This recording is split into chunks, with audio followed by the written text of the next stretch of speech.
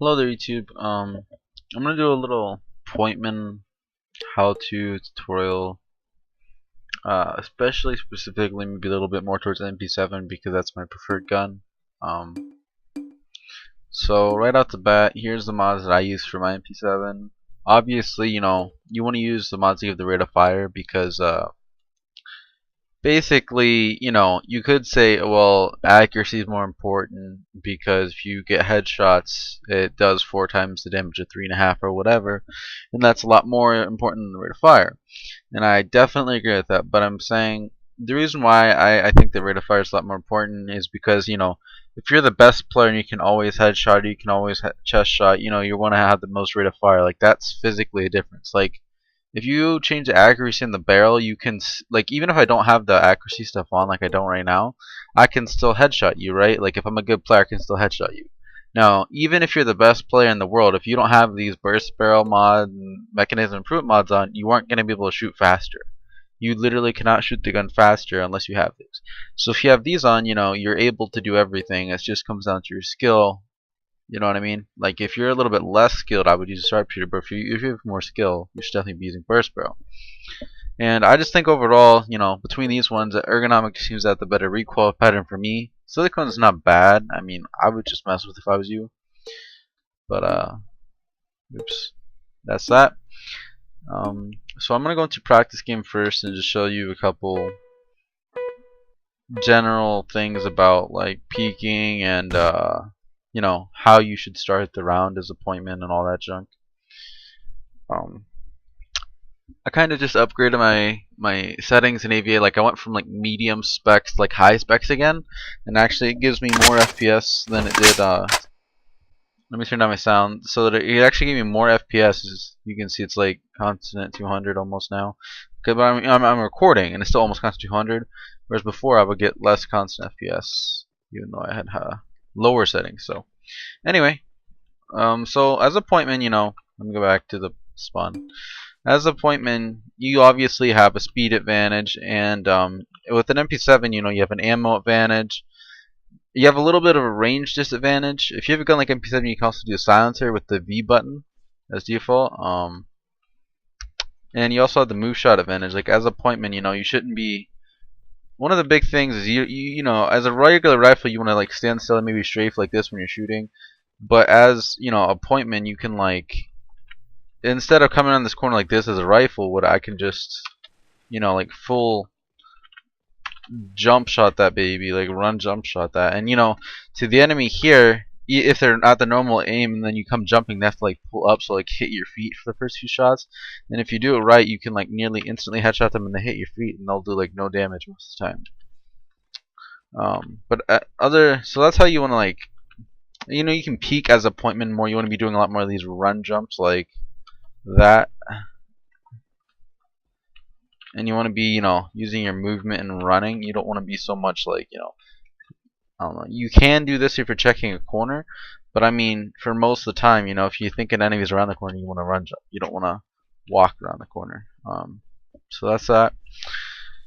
Another good thing to do is at the start of the round, where you want to do is you want to head at the pointman is you want to get to somewhere close combat. Like maybe you can sit here and watch this door, and that's close combat. And as an MP7 or Verask or any other pointman gun, you can use your rate of fire, which usually SMGs have over the rifles, and you can get like close range kills here. You aim at the head, and you can move while you're doing it. Whereas a rifle normally can't move as much like that. You can move, and if you know they're coming, like if you say you shoot a guy and you lit him up and he falls back, instead of like being a rifle and chase him like this, if you're gonna chase him, you can like pre-fire while running and jumping because you have more ammo, so you can pre-fire, and you also have less recoil, so you can run jump and stuff like that's very advantageous. Whereas you wouldn't want to take a pointman and say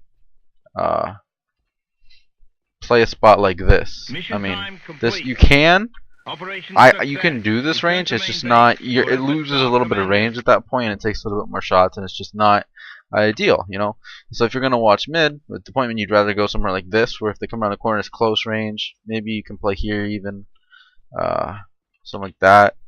If you have to play over here, you're gonna play over here. maybe here. All these close range situations. The beauty of Pointman is you notice you can play this area like 5 different ways, and just make sure it's close range only. So like people are like, oh, I don't like Pointman, the range bad. It's like, well, I can cover this door like 5 different ways right here, without with the right range. I can go play here. You can try some weird spot like that. You can play behind here, and this is still good range. You can even do this, because when they come in, they'll be looking that way. You can peek.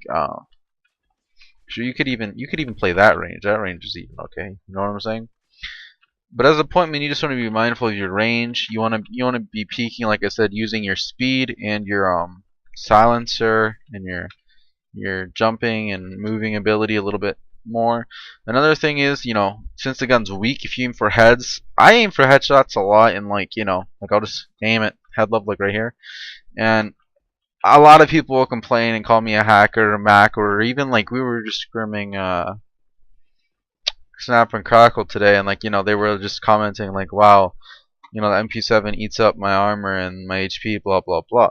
It's just, if you get a headshot with an MP7, like look, if I shoot once, there's like 2 or 3 bullets, right? Because the rate of fire is so large. So like look, here's one burst. Count for me how many bullets. Ready? 19 bullets. One burst. 15.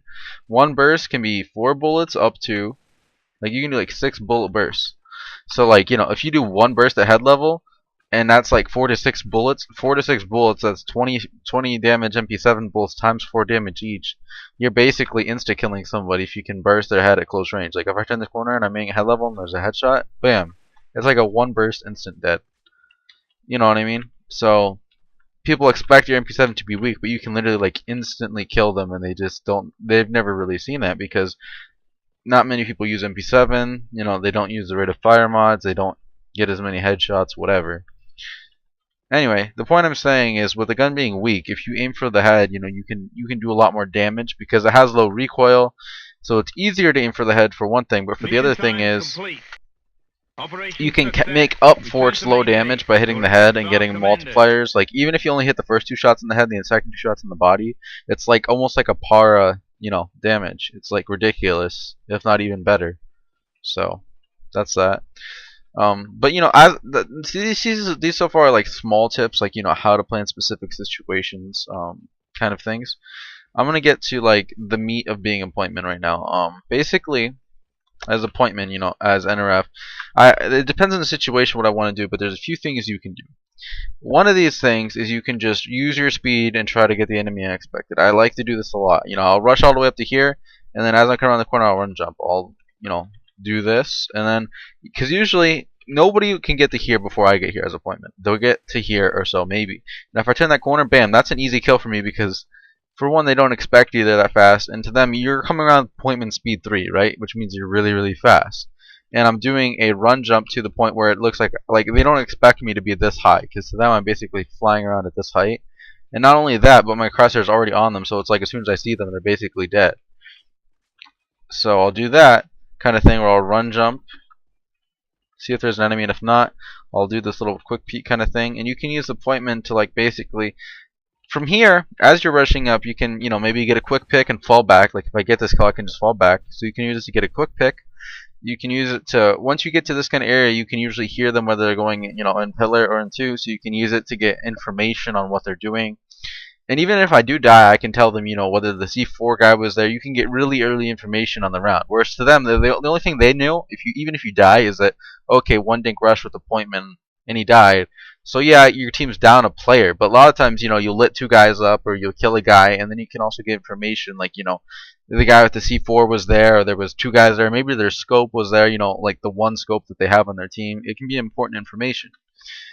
And so if you don't die and you don't run into enemies too, you can start working a flank. Like, maybe you can shift up to here, or you can walk, or a lot of times I can just run. Like, I'll just straight run, and people won't hear me. Or I usually have confidence. If I'm running up here and they're standing still, I'm gonna win the fight.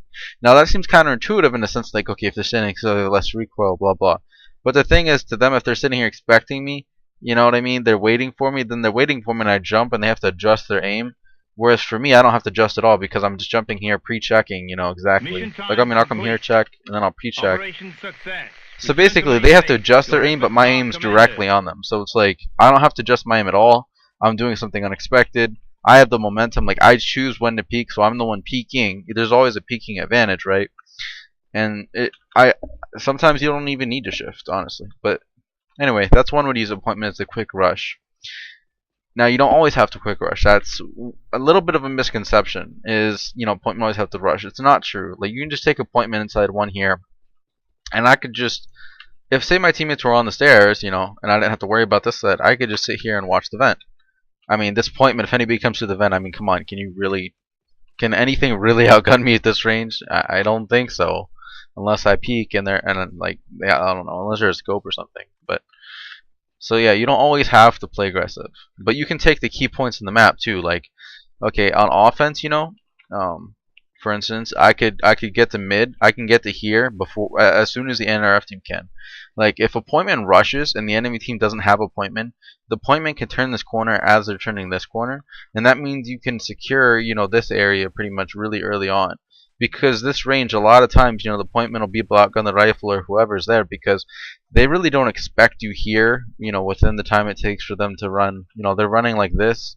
They're not expecting an enemy yet at all. Like they'll honestly probably be looking this way and not even, expect anything. And like I said before, even if you die, you can usually let them up or get information. But I'm saying a lot of times, you can secure places like this without even risking dying. Another thing Pointman can do is just do something really unexpected. Like you can just run up the ladder, jump in the vent right off the start of the round, and half the time you'll be able to get behind the box, because some guy will be sitting here pulling out a nade running up, and you can even kill him sometimes. Or if, like sometimes of a guy, look, they're still deciding who's going stairs and who's going vent, so you have a guy like half turning towards you. He might shoot you a few times, you go behind the box, but he's not going to kill you. And, you're saying, well, what do you do if you're stuck behind a box? Well, that's up to you to decide. You decide to go there. I'm just telling you, you can use your speed to do something like that's possible. And that kind of thing can actually be really useful because if you got a guy behind the box and then you can take over the stairs, you don't even got to worry about coming through vent. You're already in the vent. You're already behind the box. It makes it. Just have a guy on the stairs. If you have the stairs, then they go up to kill you when you're behind the box. As a Pointman, your teammates over here as a rifle can pick them off before they can even get you. So there's a lot you can do. Mission time complete. This map is a really bad example, so I'm gonna go to another map real quick. Because I want to show you another tactic you can do as a Pointman, but it works on a lot of maps. But just India is not my favorite map for it. I don't really do it on India because to me India is such a close range map. I just kind of like rush or play close range, and I mean, like I said, I just told you what I did already. I mean, that's pretty much all I do. I don't have to do anything. But on a map like this, it's a little bit more complicated. Like this map and Dual Sight and Black Scent, and not really Cannon either. But these kind of maps, you aren't just gonna like. I mean, you can, but you're not just gonna run straight to their base. It's not as easy. And as NRF here on these maps, there's some really great things you can do. Like I can rush through doubles early on and use my speed to get behind the box before the enemy team can peek me or hear me, really. And as a rifle, sometimes you can get there, but sometimes you're just not quite fast enough. Like I'll be like falling right here, and then an enemy will see me right as he's coming out, and I'm dead. But as a Pointman, you can get behind here, and if you had the silencer skill on, the backpack one, you can already have your silencer on. And then if they come by, you let like one guy by, his teammate comes, he kills teammate, then you kill him. I mean, it's pretty much easy kills. So you can use your speed to get to unexpected places, like they don't expect you to be there that fast, right?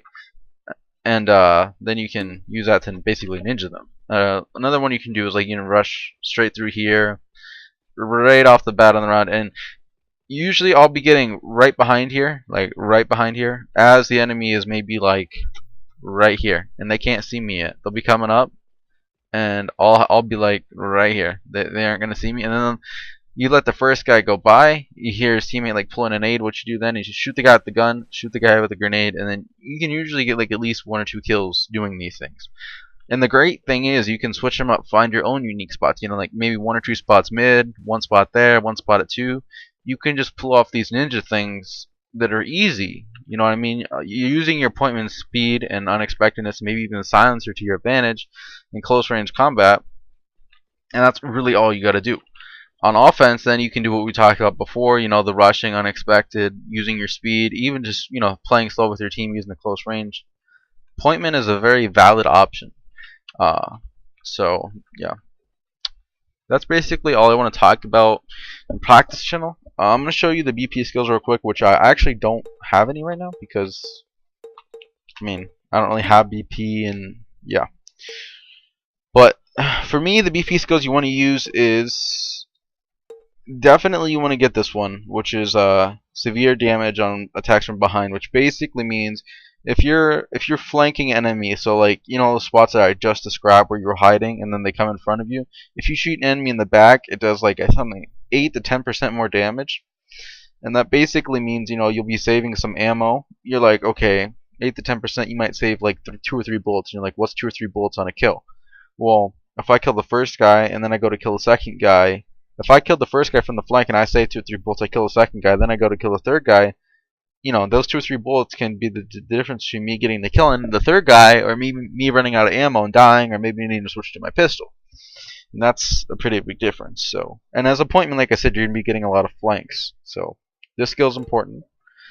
And the other skill is this one. Like I said, honestly, a lot of times I don't even need this skill. I can just run around and people claim they don't hear me. Like I've had Snow Shovel, Nega, uh, Zach. I don't know if you know him, Chosen Sex. I mean, a lot of people have told me like your footsteps are silent, and I'm like, I don't know. I just run. I don't even try to slow down half the time.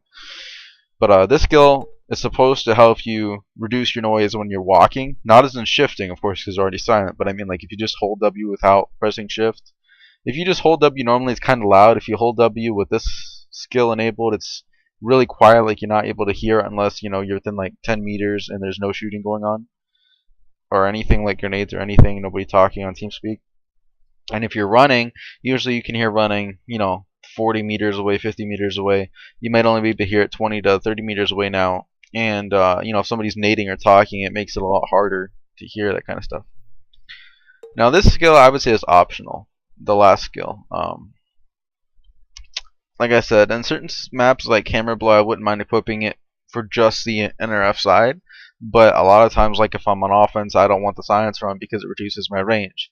I don't use the event silencer barrel that cancels the range of the silencer. You know what I mean? I I mean, if you're the kind of pointman that always on every map, gets the flank, you camp, you get in positions like I showed you in Hammer Blow, where you're waiting for them to get past you and then you shoot them in the back. You might want to use the advanced silencer barrel on your MP7 or whatever gun you use, and then use this. But if you're not using an advanced silencer barrel on your SMG, which means there's a range penalty, I would be hesitant to put this on unless you know what map's going to be played. So you can in tournament, if it's like Hammer Blow or something, and I know we're going to be on the NRF side, I might equip this. But otherwise, I don't really see me using this just because the silencer really does a lot on the range to me. Another thing I want to point on is I have this equipped right now actually because I got it for free from Capsules, but I've heard that this really doesn't change mobility at all. I'm not quite sure myself, but I don't know. Just want to point that out.